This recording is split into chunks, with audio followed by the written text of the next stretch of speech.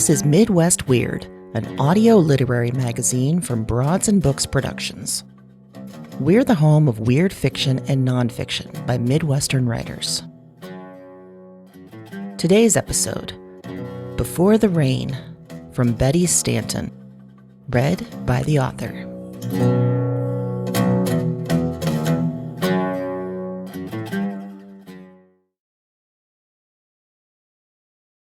Penance. They knew thirst before he came. It had been 40 days since the last rain, but the dust in this stretch of nowhere had memory longer than that. Water hadn't pooled in the riverbed since spring. The well clanged dry when the buckets dropped. Chickens lay still in their pens, heads tilted as if listening for something. The horses no longer whinnied, they just watched the horizon, eyes rimmed white. When he rode in, no one saw the horse.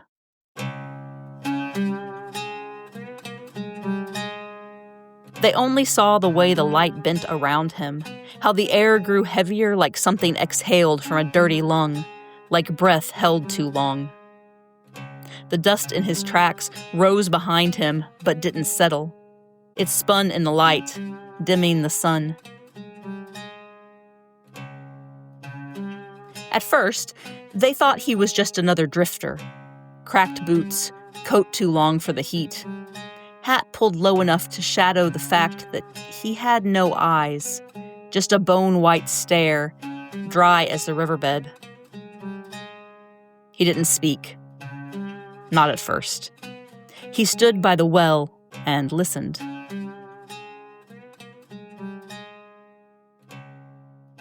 It was the preacher who broke first. A man of long-winded sermons and red-knuckled morality, he came striding across the square like a man on fire with God's own righteousness. "You there," he called. "You come to ask or to offer?" The rider didn't move. The preacher's voice faltered just slightly. "This town's no place for beggars or ghosts. We've paid for our sins. There's no judgment left to pass." Still nothing. The preacher got closer, reaching for his cross like a weapon. "You got business, you speak it, or you get gone." The rider finally turned. Just a fraction. Just enough. The preacher dropped to his knees, his tongue withered in his mouth, a slug salted and dying. He tried to pray. Nothing came out but dust. After that, no one else tried to talk. When the rider spoke, he didn't ask for water or shelter. He asked for names.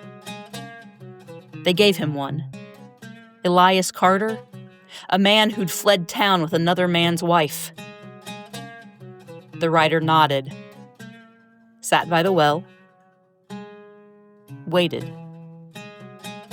The next morning, someone found Elias Carter's name carved into the church's side, a handprint next to it, not bloody, just dry, as if it had been pressed there by wind.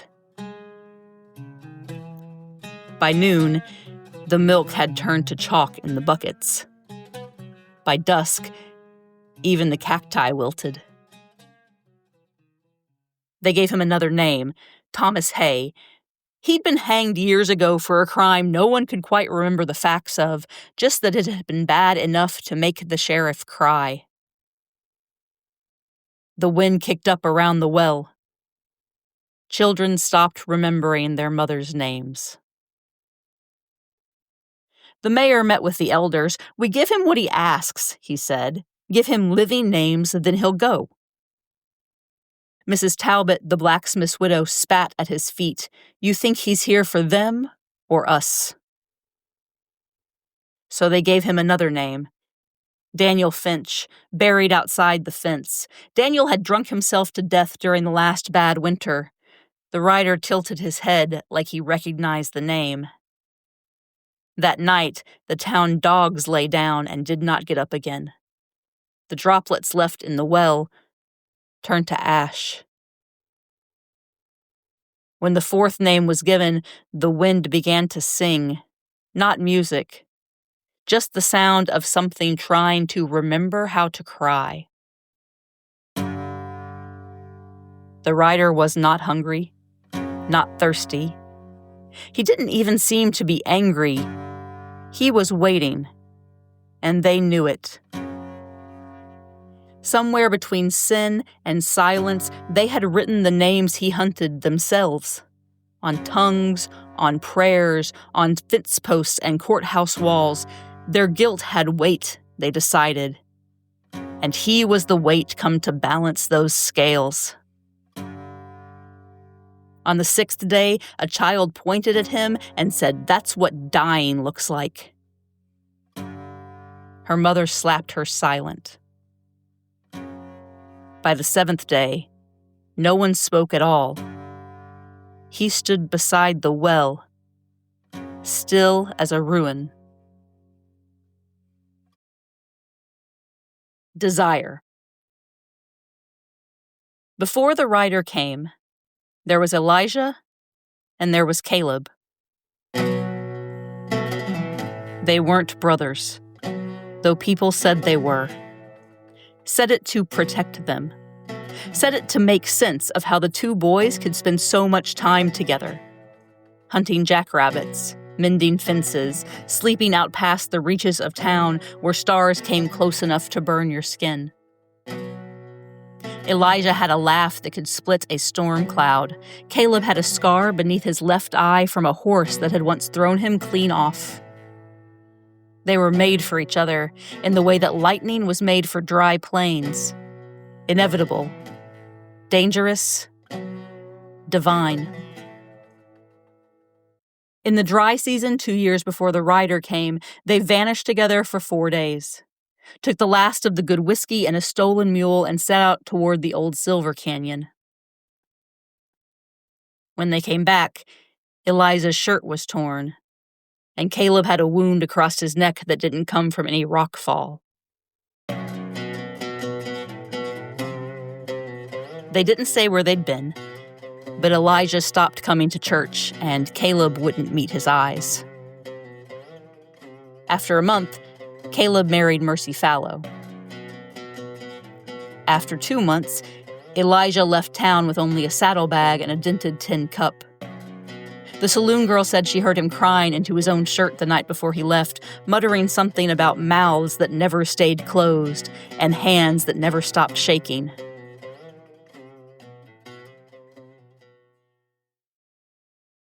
On the 8th day, Caleb was the first to offer a name. He said it too fast, like it had been waiting, like it had been sharpened. Elijah Quinn. The rider did not move. Just let the name hang in the dust like a low branch over water. It wasn't until the next morning that Caleb found the message carved in the tin of his water basin. That was not yours to give. Mercy left the next day and took their son. Caleb stayed. He had to. That night, the town forgot how to sing. Caleb stood on the edge of town with dust filling his mouth and looked toward the canyon. Once, he'd wanted to die for what he felt. Then he'd wanted to live. Now he just wanted to be remembered right. Not for who he married or what name he gave, but for the time he held Elijah under the stars and thought maybe the world had been made for them. The rider never asked Caleb for his own name, but Caleb gave it anyway. When he did, the wind stopped. The dust fell still, and the well whispered a name no one spoke aloud anymore. A name shaped like a prayer and buried like a bone. The rider didn't judge him. He only turned and faced the horizon. That was worse.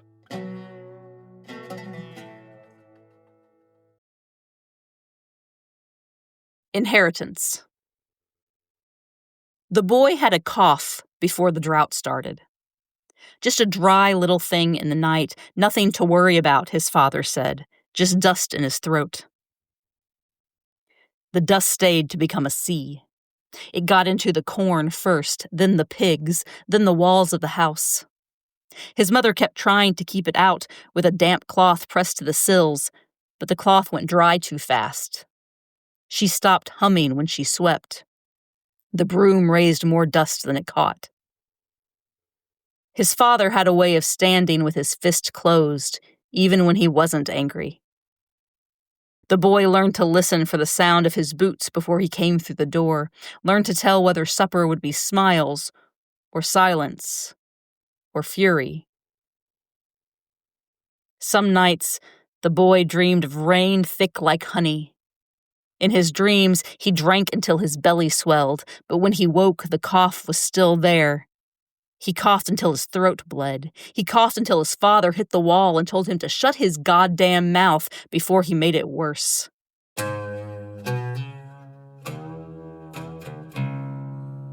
Thirst runs in bloodlines. His mother whispered that once. She said it like the memory of a curse, quiet and forbidden. The writer had a name once. Of course he did. No one speaks it now. Maybe the desert took it or the writer buried it himself. He was young once. He was someone's son, someone's failure, someone's secret. Maybe it was the thirst that hollowed him out, or maybe it was the name he carried, his father's name said too many times with fists or belt buckles until he no longer wanted it. Maybe the thirst took pity on him. The writer doesn't remember the sound of his own voice, but he remembers the smell of whiskey sweat and the way his mother whispered prayers into the fire.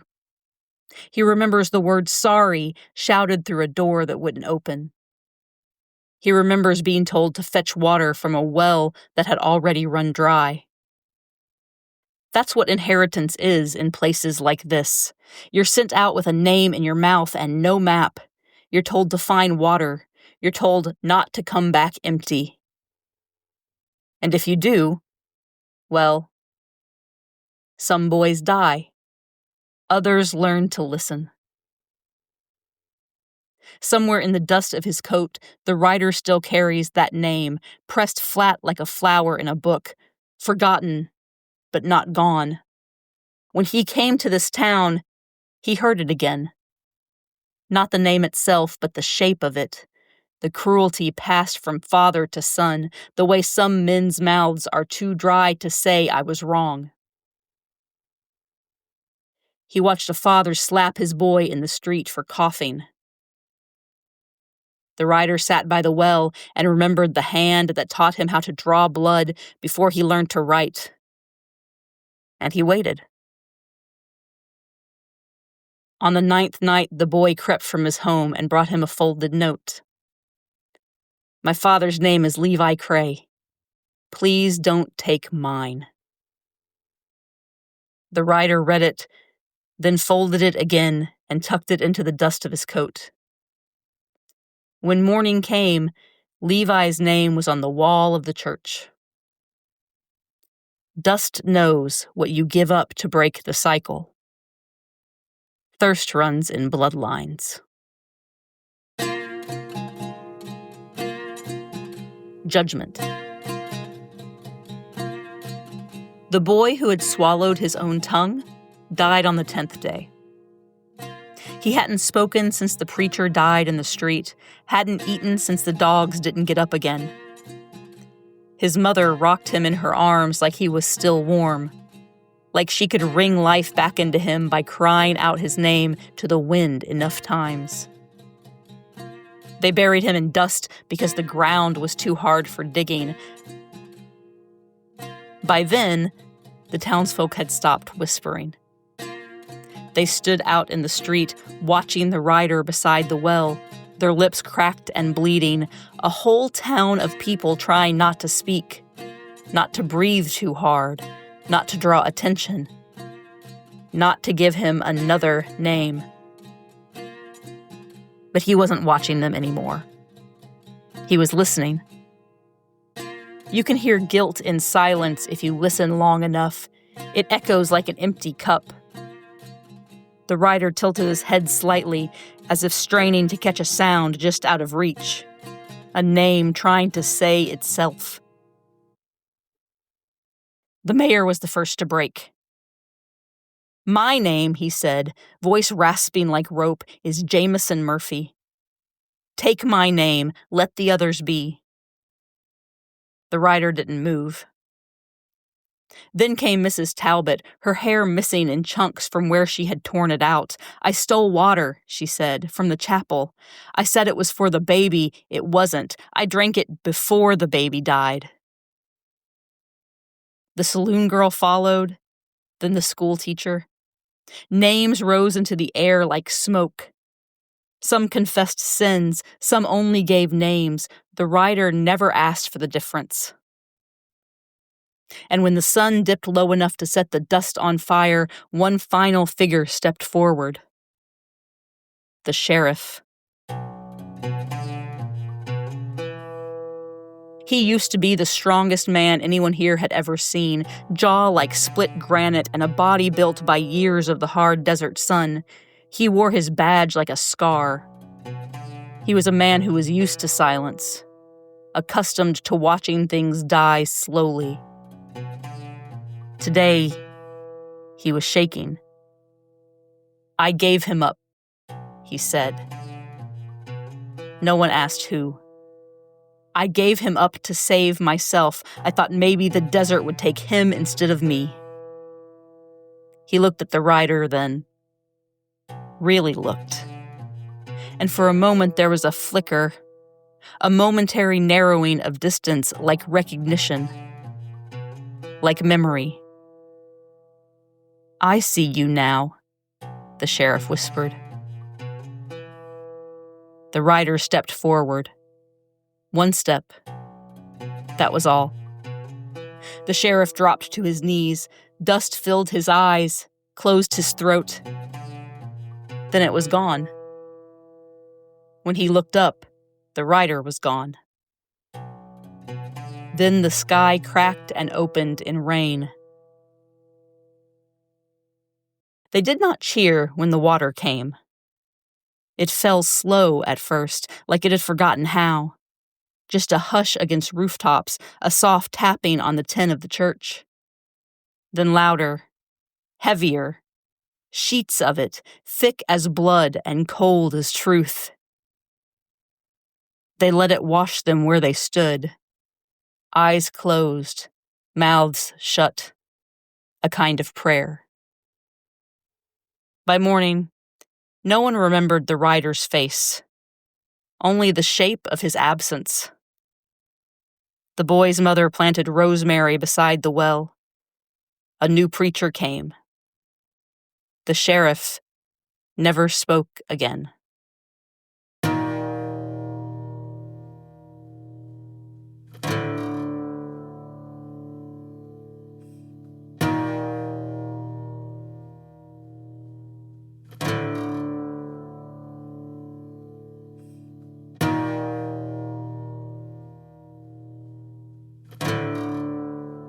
Betty Stanton is a Puschart Prize-nominated writer who lives and works in Tulsa, Oklahoma.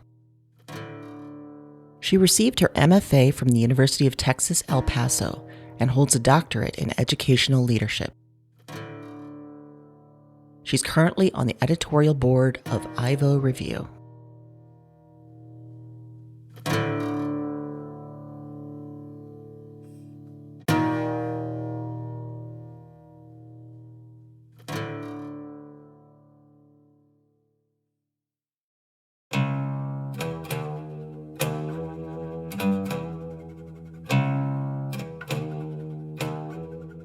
We'll be back next week with more weird stories.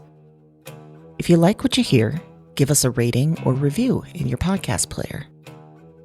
And if you want your fiction or nonfiction to appear on Midwest Weird, send us your work. Read the show notes for a submission link.